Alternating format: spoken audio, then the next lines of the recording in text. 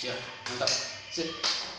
Oke, Saudara Yusak, Nah, sesuai biasa aja dengan ini. iya, sesuai dengan pembahasan kita akan membahas mengenai percakapan perempuan Samaria dan dengan Yesus. Iya, ya.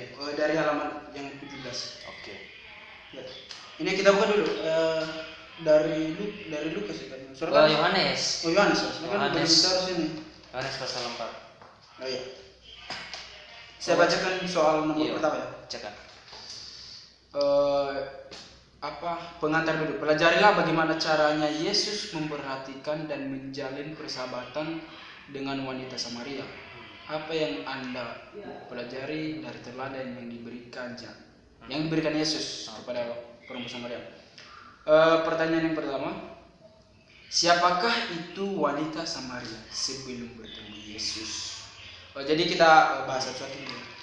Oke. Berarti pertanyaan pertama apa?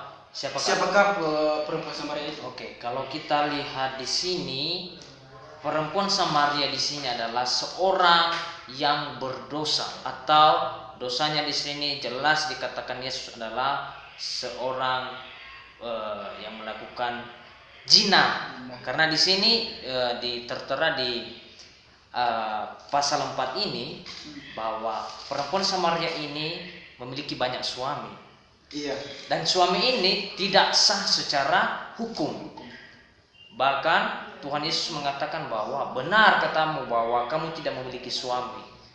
Dan yang dikatakan di sini bahwa suaminya ini tidak sah secara hukum. Oke. Nah, kalau kita lihat apa yang perlu kita pelajari dari Yesus, ya kan itu soalnya kan? Ya, tapi gini, kita fixkan dulu jawaban nomor 1 ini. Apa? Siapakah wanita itu? Berarti wanita kesimpulannya itu. Iya, wanita ini adalah seorang pezina, seorang berdosa. Orang yang berdosa ya. Iya. Yang memiliki banyak suami, tapi Iya. bukan dalam arti suami yang namanya bisa aja pezina. secara hukum. Iya, namanya aja pezina. Berarti Nah, latar belakang orang Samaria dengan orang Yahudi di sini dikatakan bahwa mereka ini tidak bisa saling bersama karena memiliki gap dan memiliki sebuah pemutusan hubungan. Walaupun orang Samaria ini bagian dari Israel, bagian dari kaum-kaum dari ke-12 suku, tetapi ketika ada perkawinan campur pada masa pembuangan itu, ketika bangsa Israel yang sisanya diangkut lagi untuk keluar dari pembuangan, mereka membangun bait Allah yang dipimpin oleh Ezra pada saat itu. Namun ketika orang Samaria ini melakukan kawin campur lalu menawarkan diri untuk ikut melakukan pembangunan bait Allah, orang-orang Yahudi atau orang-orang Yehuda pada saat itu menolak orang-orang Samaria ini karena mereka tidak mengakui lagi bahwa mereka itu bagian dari keturunan atau bagian dari kaum mereka, seperti itu. Karena mereka alasan yang paling mendasar atau yang paling menonjol di situ adalah mereka telah melakukan pelanggaran, yaitu perkawinan campur antara bangsa-bangsa atau kaum-kaum yang lain selain kaum mereka.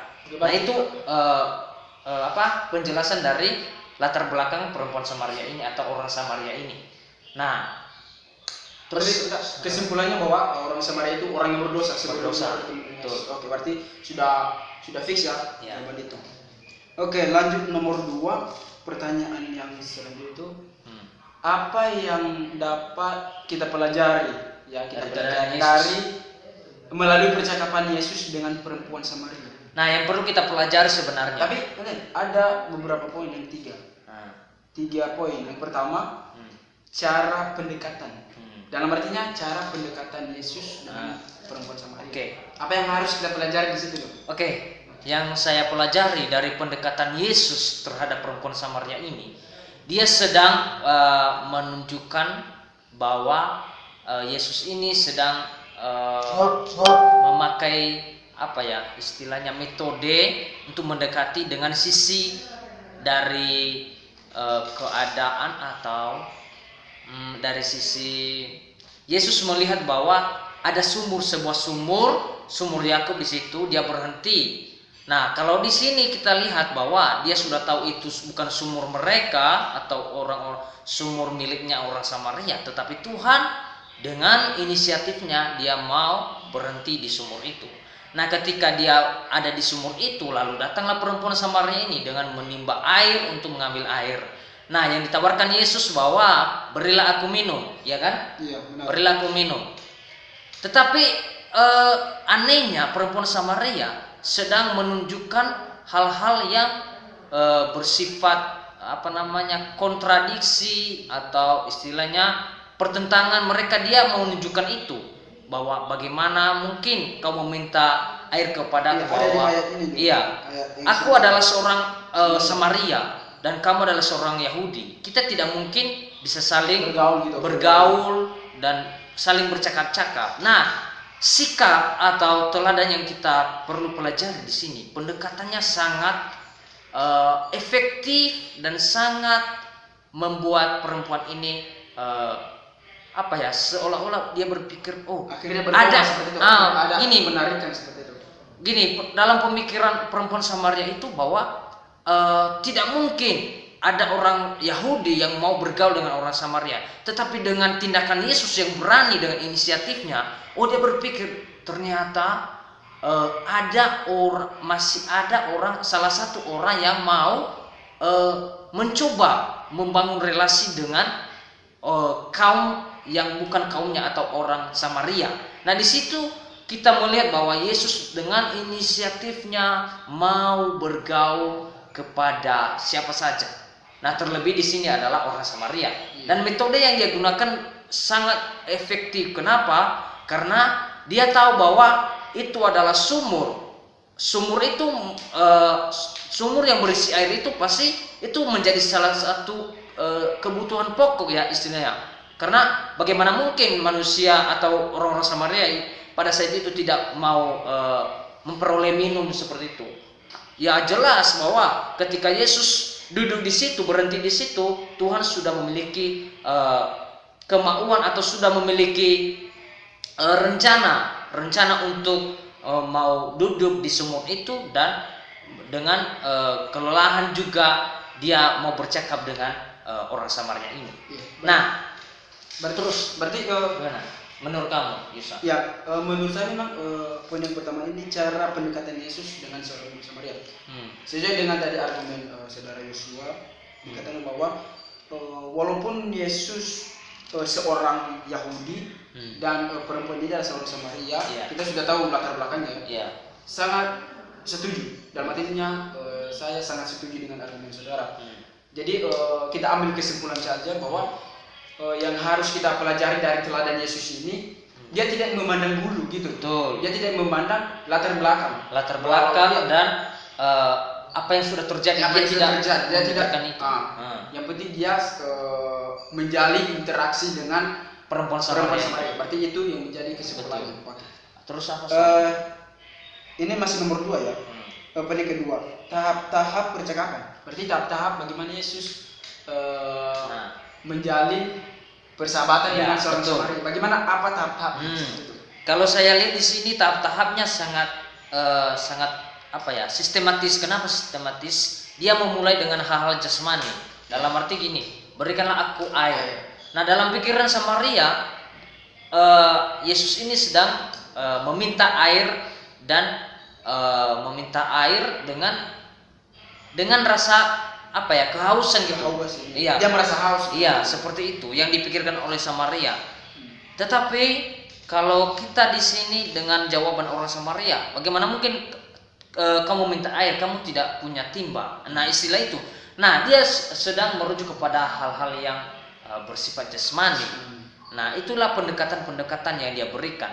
Nanti setelah itu baru kita lihat bahwa dia ternyata ketika dia merujuk kepada pendekatan hal yang jasmani, itulah yang menjembatani untuk ke hal-hal yang rohani yang dibilang Yesus bahwa akulah air kehidupan, barang siapa yang meminumnya dia tidak haus lagi. Nah, seperti itu menurut saya.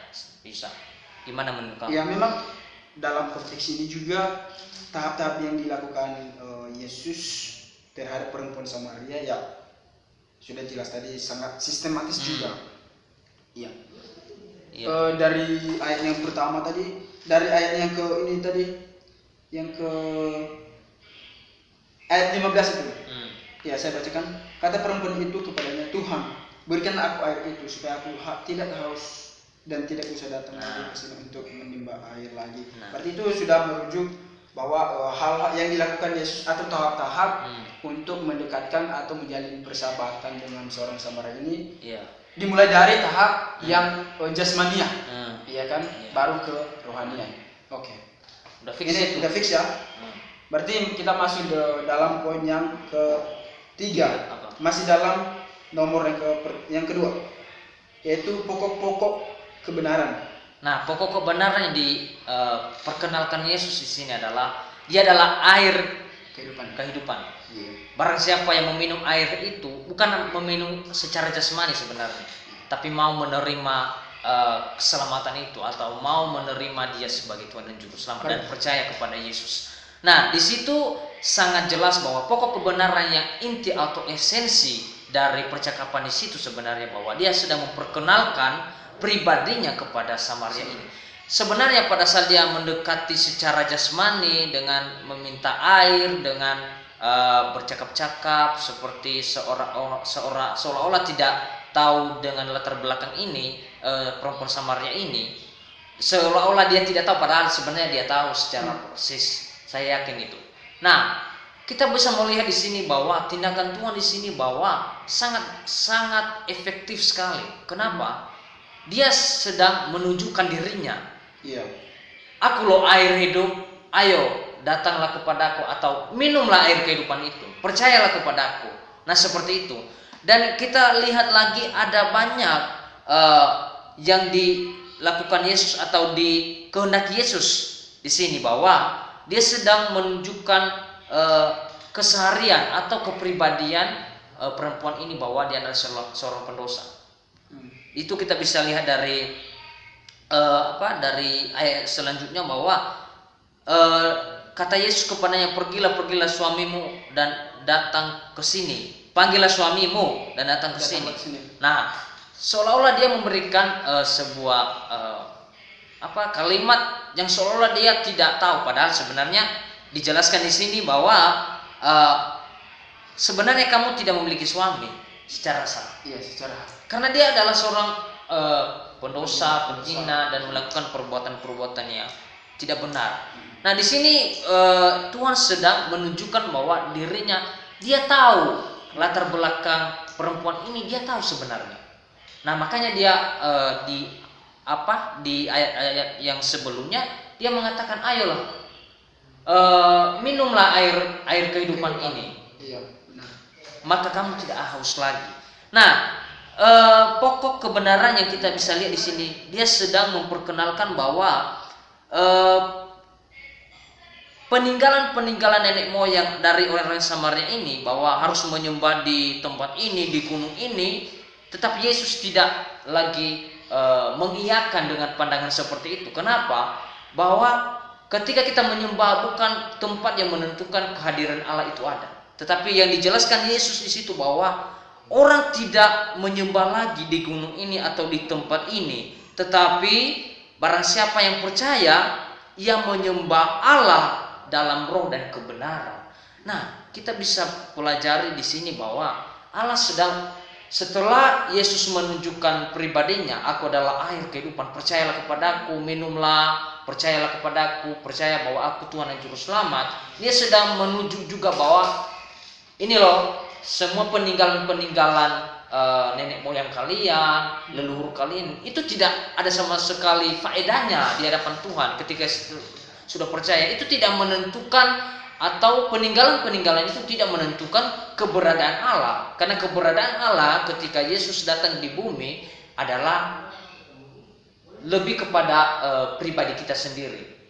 Disitulah Allah hadir, disitulah dengan kita sudah percaya, kita menyembah Allah, kita menyembah Tuhan dalam roh kita. Roh kita ini lebih kepada Roh Kudus yang dia diam di dalam diri kita. Kita menyembah Allah dengan roh yang Tuhan berikan, dengan menyembah roh dalam kebenaran. Dalam arti kita menyembah Tuhan itu melalui Roh Kudus, itulah yang mendekatkan kita kepada Tuhan, dan dalam kebenaran. Kebenaran itu tidak terlepas dari kebenaran firman Tuhan. Nah, seperti itu kalau menurut saya. Oh iya.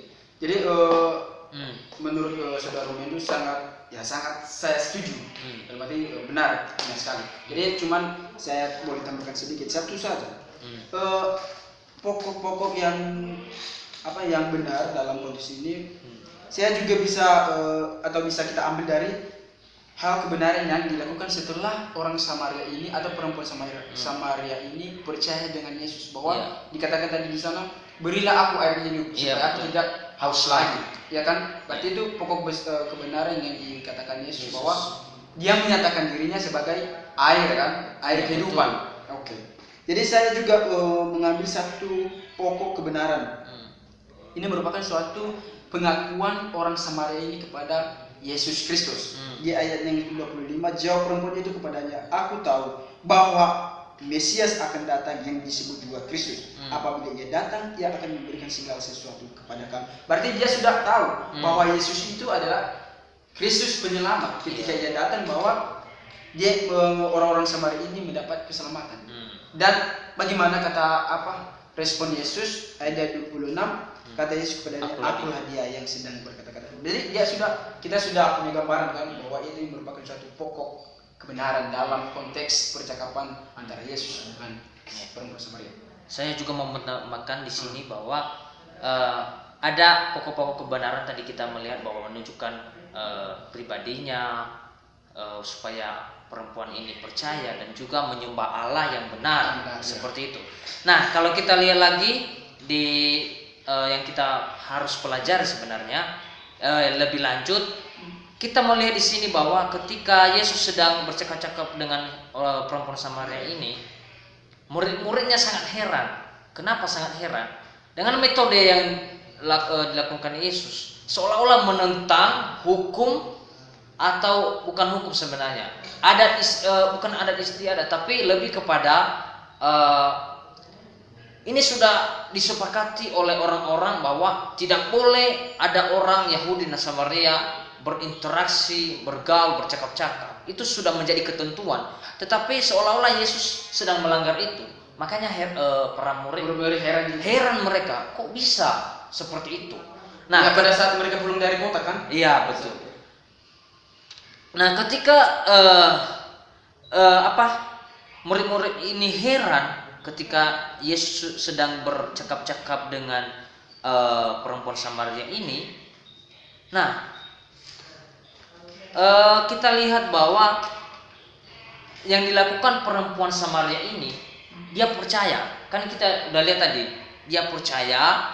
Maka yang dilakukan perempuan ini meninggalkan tempat itu atau sumur itu ketika murid-murid sudah datang. Nah, yang dia lakukan ini yang menarik sebenarnya dari pembahasan kita. Yang dilakukan oleh perempuan Samaria ini ketika dia percaya, dia tidak sedang menyimpan rasa kepercayaan itu, tetapi yang dia lakukan bahwa dia mengabarkan, ya, dia menceritakan kepada, kalau kita di sini, kalau kita lihat ya, kalau kita melihat di sini bahwa ada banyak orang Samaria dari kota itu telah menjadi percaya kepadanya. Kan luar biasa. Kenapa saya bilang sangat luar biasa? Dengan satu orang, dengan Yesus bertemu dengan satu orang Samaria, dan orang Samaria ini memberitakan kepada yang lain, banyak orang yang terselamatkan. Luar biasa. Hanya dengan satu jiwa diselamatkan oleh Yesus memiliki dampak yang luar biasa. Banyak orang-orang Samaria percaya dengan apa yang dilakukan Yesus terhadap perempuan yang berzina tadi atau perempuan pendosa tadi. Nah, kalau kita lihat di sini bahwa prinsip yang ada di dalam pasal 4 ini sangat menunjukkan atau mengindikasikan bahwa Yesus sedang, lagi-lagi sebenarnya kita sedang membahas bahwa sama seperti pembahasan kita semalam. Yesus sedang menunjukkan dirinya kepada manusia yang berdosa untuk menarik atau untuk mengambil manusia yang berdosa itu untuk percaya kepadanya, untuk diselamatkan dan untuk melakukan melakukan amanat agung, mengabarkan Injil keselamatan ini. Jadi secara estafet istilahnya. Ketika saya memberitakan kepada kamu percaya, kamu juga harus memberitakan itu kepada orang lain. Ya, itu apa menjadi kabar gembira bagi semua orang. Nah, itulah sebenarnya yang kita bahas di sini. Hampir sama dengan semalam. Kita lihat dengan murid Yesus yang mengenai Petrus menjadi penjala manusia. Ketika dia percaya dari penjala ikan, seorang pendosa, bahkan dia mengatakan, "Pergilah daripada saya Tuhan, saya adalah orang berdosa." Tetapi Tuhan tidak melihat itu. Tuhan tidak melihat latar belakang dari Petrus dan juga perempuan Samaria ini. Yang dilakukan Yesus adalah, ayo percaya. Itu yang dimau Yesus, ayo percaya, terimalah saya sebagai Tuhanmu, sebagai juru selamat, sebagai pengampun dosamu, dan sebagai pemberi keselamatan hidup kekal itu. Dan kamu harus melakukan tugas kamu sebagai orang yang sudah selamat. Nah, seringkali kita di sini kan, kita udah selamat, seolah-olah kita berdiam diri, tidak membagikan itu. Yang penting saya sudah selamat, saya tidak peduli. Tidak, itu tidak sesuai dengan Alkitab dan tidak sesuai dengan kebenaran yang Tuhan ajarkan kepada kita. Jadi itulah pembahasan kita.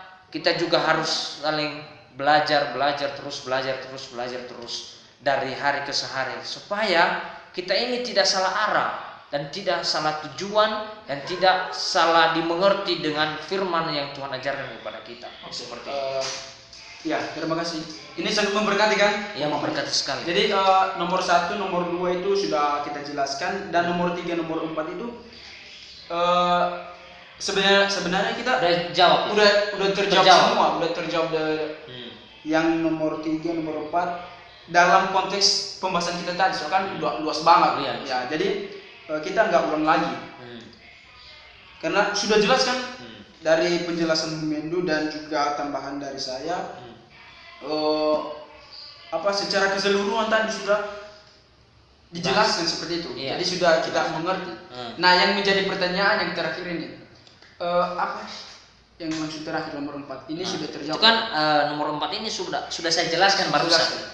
Yang saya bilang saya tambahkan prinsip akibat atau hasil percakapan. Ya, akibatnya adalah perempuan Samaria ini diselamatkan dan menyelamatkan orang banyak. Itu akibat yang terjadi ketika percakapan Yesus dengan Samaria ini telah berlangsung pada saat itu. Seperti jadi itu. Boleh saya tambahkan? Nah, berkat-berkat yang lain yang kita peroleh banyak sekali tadi kan? Sekali. Jadi untuk mengenai berkat saya sudah jelaskan ini, tadi. Mungkin saya bisa tambahkan sedikit.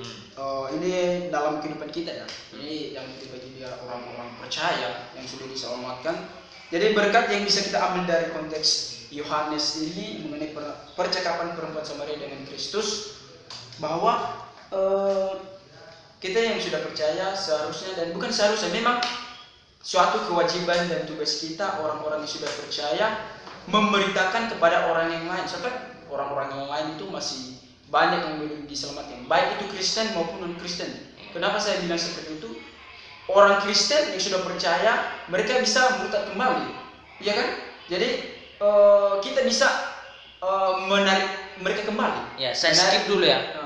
Sebenarnya kalau Kristen itu murtad, sebenarnya bagi saya dia belum mengerti esensi keselamatan itu. Kenapa? Kalau orang itu sudah mengerti secara benar keselamatan itu, tidak ada murtad.